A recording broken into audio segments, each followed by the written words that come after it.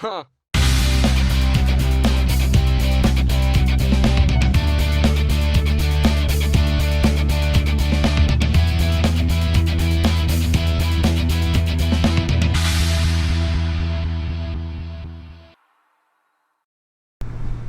So, good morning, minions. In fact, it's the afternoon now. I've just had a chicken sandwich for lunch, so it must be the afternoon.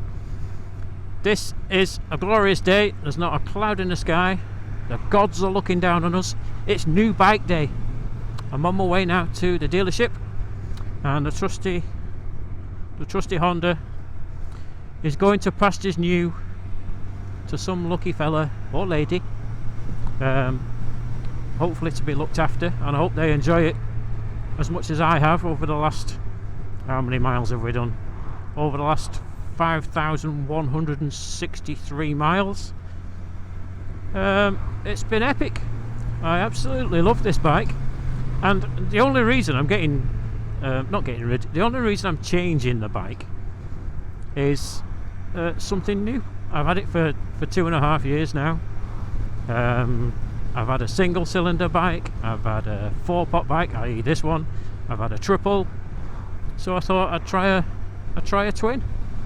And to go completely different, we're going big adventure styley. And we're not really sticking with mainstream Honda, Yamaha, all that kind of Triumph, all those. We're going Austrian, we're going KTM. So we're going big, daft and orange. So I'm gonna leave you guys, and then by the magic of video editing, the next time you join me, we will be at the dealership sitting on our new bike for our new adventures on our new adventure. Okay guys, peace out, see you in a short while. Well guys, here we are at the dealers. I'm not going to spend too long here because we're right on the main road and it's noisy as hell, but there she is, the KTM 1290 Super Adventure S in all her glory.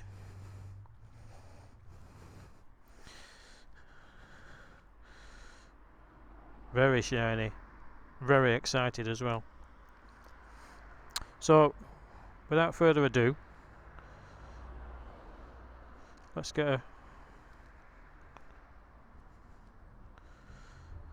her on the road,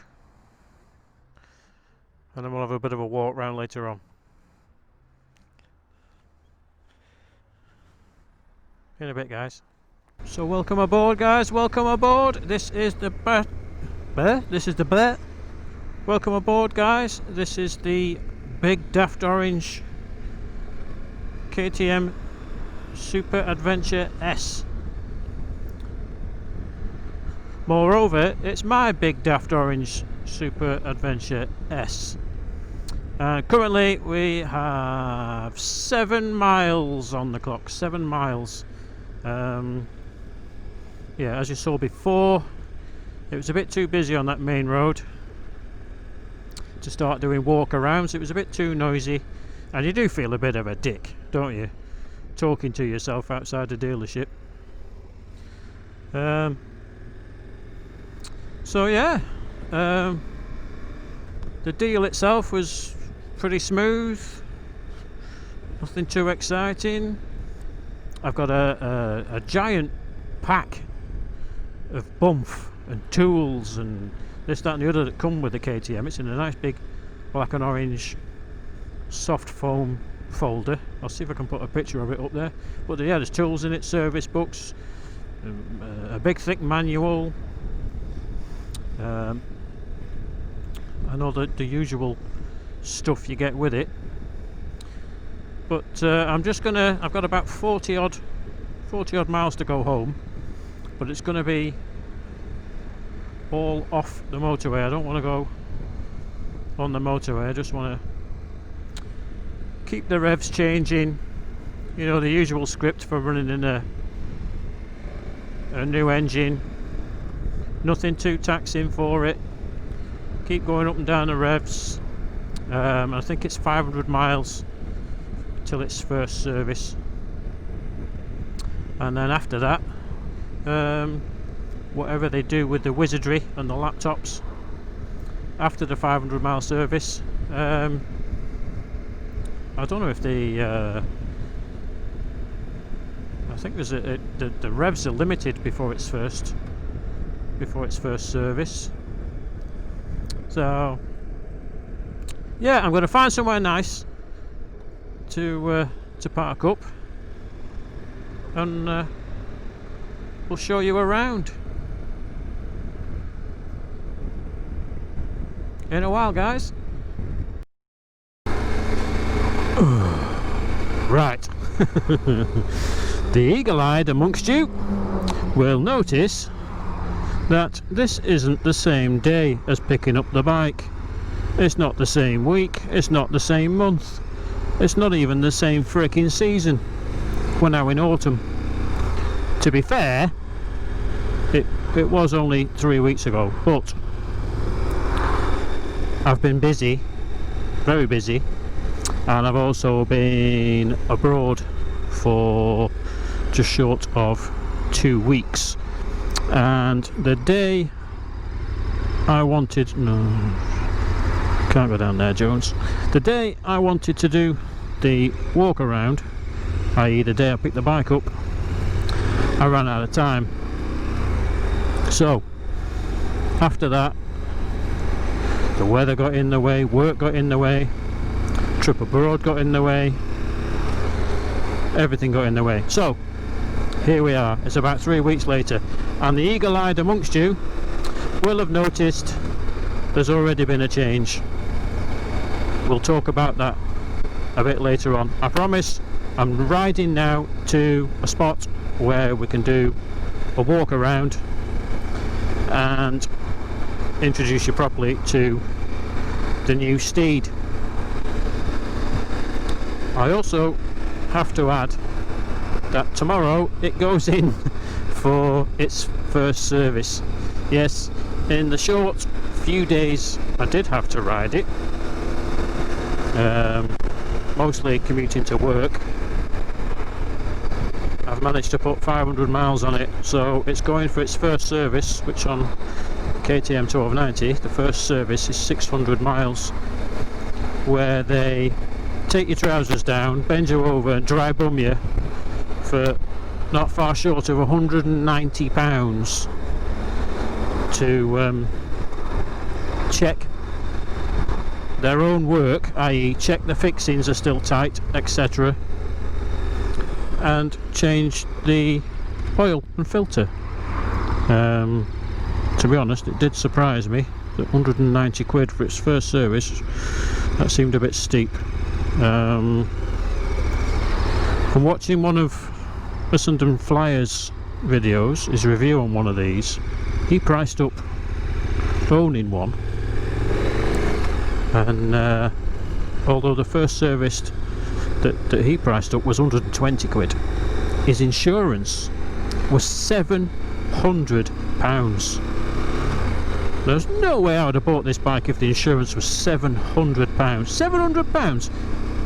I'd expect to pay that if I was 22. But yeah, I mean, I'm sure the Missenden Flyer wouldn't mind me saying he's not a young man. He's not an old man, but he's not a young man. He's probably the same age as me. So he might live in a nice postcode area, but £700, mate, you need to have a look at changing your insurance company. I live in a not too bad postcode area. I'm a bit further north than you, but fully comp on this is so it's less than £300 a year, so more than double for where you are, mate. Yeah, there's something not quite right there. But going back to the point, his first service was 120 quid. The small service after that I think was 200 and something pounds, and then it has a major service after that, which he said was about 600 quid. God above, I've had four-wheel drive trucks and cars that have been a lot less than that. Come on, KTM, what are you doing? 500 quid for a service on a bike? Fish. Anyway, So yeah, this morning we're going to a spot. Hopefully it won't rain. It's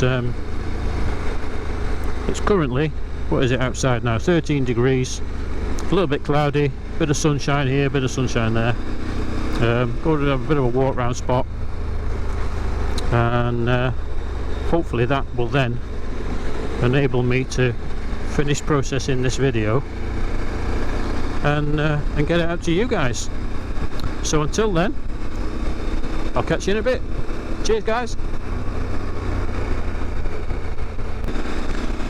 On a side note, just on the way there guys, you might have noticed a slight change in the audio.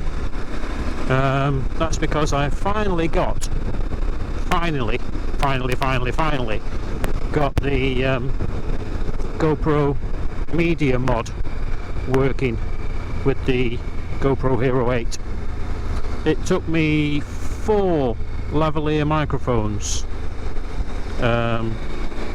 just to get it working right. I've gone from cheap ones to quite expensive ones, you know, like 30 quid lavalier mics, back to a cheap one, and the only way I managed to get it to work was to use a TRRS microphone. So that's one with 2 black rings on the plug on a 3.5mm jack, and then an adapter to change it back to TRS. Don't ask me why, don't know, but just using a TRS lavalier mic into the back of the Media Mod didn't work. So yeah, if the audio sounds slightly different, that's the reason. I usually carry a separate audio recorder in my pocket, but not anymore. None of that 3, 2, 1 bollocks going on to try and sync the audio and the video.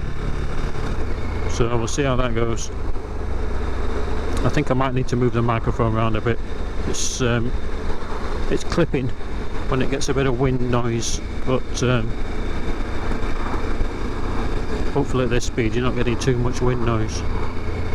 I might just have to hide it slightly. So yeah, back to the journey in a bit guys. Bye bye.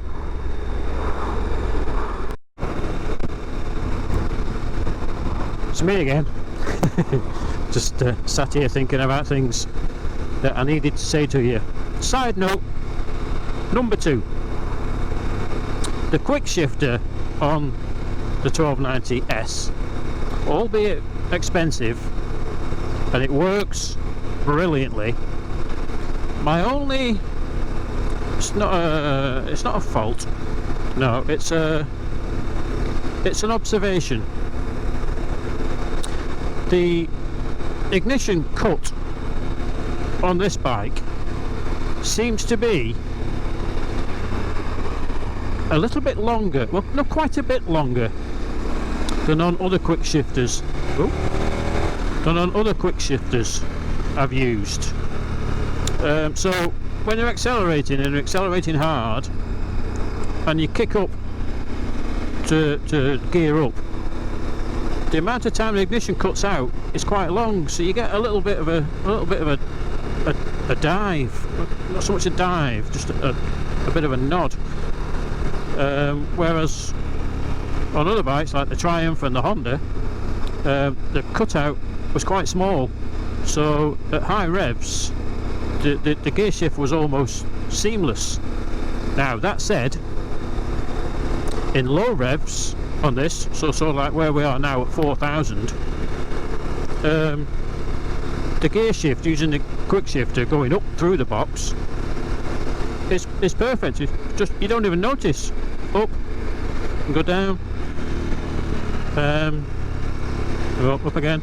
You don't even notice because there's no, you're not really putting any power through it, so it's quite smooth. But up at higher revs you'll notice there's a so whether they've done that on purpose or whether it's because it's a big daft V twin and they need a bit longer for it, I don't know. But yeah, just to know it's a little bit, not quite jerky, but you notice it's cutting. Downshifts though, absolutely sublime, smooth as butter, no problem at all. And I've also nearly sussed, finding neutral from second. You've just got to touch the top of the gear shifter with the bottom of your foot, and that sorts it out. The gentlest of touches. If you hit it too hard, yeah, you're straight into first. Similarly on the way up, if you just nudge it with the bridge of your foot, neutral every time. Hit it just a little bit too hard, it's into second. So I can't complain though. Once you're used to it, which I thought would be the case, once you're used to it, neutral first time, every time, not a problem. So until I come up with side note number 3, I'll see you when we get there. Cheers guys. Right then, we've arrived, we're here. We're at, it's not local to me, but a local park, and it's really quite nice. It's quite posh. There's even, look, a dog over there. They've just finished a dog washing bay. Wash your dog before you put it back in your new car. The leaves are falling, folk everywhere. I'm going to look a bit of a dick doing this, but anyway, there we go. The sun is shining, so I'm going to switch you over to the telephone and do a little bit of a vid.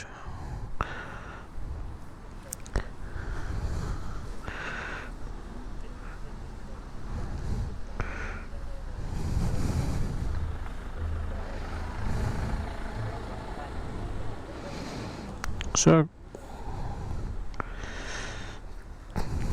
step back a bit. There it is in all its glory. A KTM Super Adventure S 2020 in orange, of course, in orange, and I'll talk you through a couple of the mods I've done. First one being the let's call it what it is, massive front screen. It's a Puig or Puig or Pig, whichever way you want to pronounce it. I didn't get on with the smaller screen, too much buffeting on top of the helmet. We've got that fantastic front headlamp with the cornering lights courtesy of the IMU. Got upside down WP semi-active suspension. It does need a radiator guard. We've got the massive Brembo 4-pot calipers, Brembo discs, and as a bonus, Brembo master cylinder as well, which is quite good. Still not sure about the paint scheme, especially the rear shock. Again, WP semi-active, but why make that spring white? I don't get that. Don't get that at all. 19-inch front, 17-inch rear, both on Pirelli Scorpion Trail 2 tyres, which do seem to be okay at the minute. I've added the Power Parts Riders heated comfort seat, which is really quite nice. That's operated through the dash. This down here is dual purpose. This is for my battery optimizer and heated jacket. So heated jacket plugs in there. Everything else is more or less standard. I did go for the quick shifter, as you will know from earlier on in the video. But yeah, there she goes. Currently 500 miles. It's a bit dirty because I got stuck behind a wagon that went through a big puddle. So yeah, there is hopefully lots of lovely adventures to come. I'll probably chat to you on the way back, but there you go. Cheers guys.